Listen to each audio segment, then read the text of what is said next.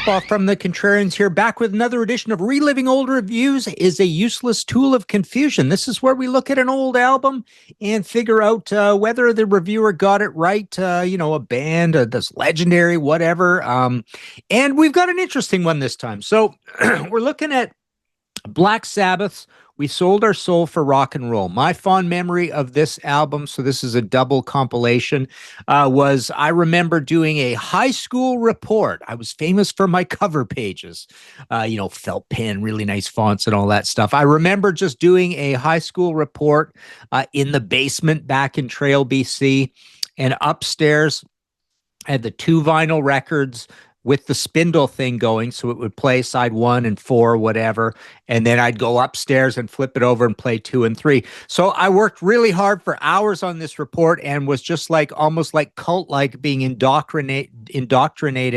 So yeah, the stereo's upstairs. We had speaker wires all over the house, speakers everywhere. So it was wired up for speakers in the basement. So I would run upstairs and keep flipping the sides over and over. So I got really indoctrinated into this old, I had all the regular studio albums, but this is, having this compilation of the early days stuff. So anyways, let's see what this review has to say.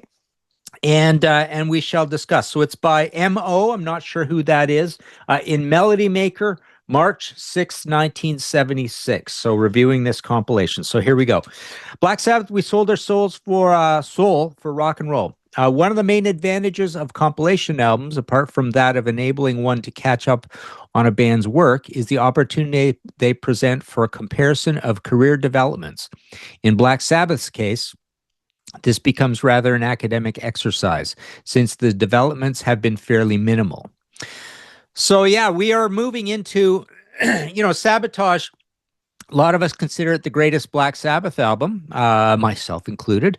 But we are moving into the time when no one cares about Black Sabbath. Technical Ecstasy. I remember this as a kid. I even felt it, right? It felt like their fame, their magic sauce was on the wane through Technical Ecstasy, through Never Say Die. So we do get this pause at an interesting place where we get this double album. Of course, the other great thing about this double album was, even the front cover is kind of cool with that simplistic black and red theme, but the inside with the shocking, that woman in the casket with the big, silver cross or mirror cross or whatever it is. Great gatefold on that thing, right? Okay, so this writer's saying changes have been minimal. Nevertheless, those with discerning ears will be able to detect the heavy blues influence of early tracks like The Wizard and Warning, beside which I Am Going Insane Radio from their most recent album, Sabotage, sounds positively avant-garde. So kind of getting that right. The Wizard and Warning, or The Warning, which is an Ainsley Dunbar Retaliation cover, are about as bluesy as Sabbath ever got. I always include Rock and Roll Doctor. This is a big debate. We've got Heart Like a Wheel later on Seventh Star. But this is a debate, we often have. We've had it here on the Contrarians. We've talked about this as well. Tony Iommi and the blues. I would say there's bluesiness in Tony's soloing, but really the blues kind of falls away after the first album, and it's not really that bluesy. It's just sort of, a vague connection to the blues, but got it right. And calling Am I Going Insane avant-garde is perfect as well. Let's see. Somewhere in between comes their anthem Paranoid, where the heaviness reached a peak and with which Sabbath confirmed their position as Britain's top heavy metal band.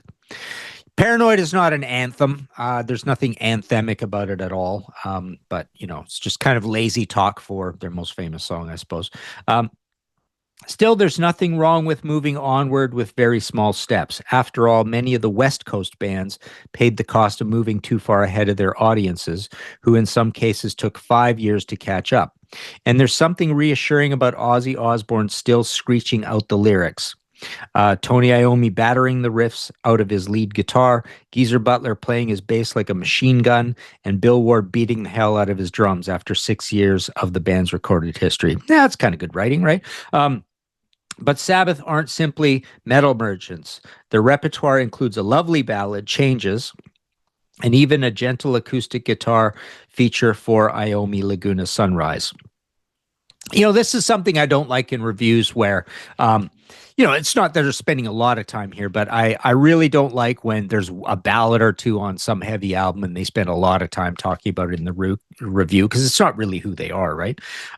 It's the heavy stuff they're loved for, though, and on Paranoid, War Pigs, Children of the Grave, and Sabbath Bloody Sabbath, you can hear heavy metal at its best. Long may they continue to produce such classics. Absolutely. By this point, I've often said 1976 changes come with heavy metal really for the first time in a significant way with Sad Wings of Destiny. But MO, whoever that is here, is getting it right. Do they ever say who the writers are elsewhere? Anyways, by this point, those songs from way back in 1970 and 1971 are really as heavy and as good as heavy metal is, all the way from February 13th, Friday the 13th, 1970, where we get the first Black Sabbath album, all the way up to Sad Wings of Destiny.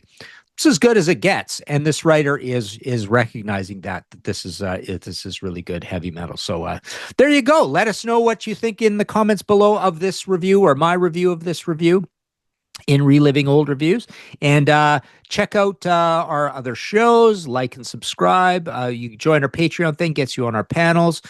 Check out Grant's channel, Grant's Rock Warehaus.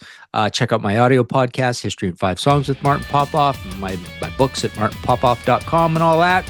The Big Maiden, the Big Dio, the Big Deep Purple are just out. But go play some Black Sabbath, and don't forget that this compilation exists.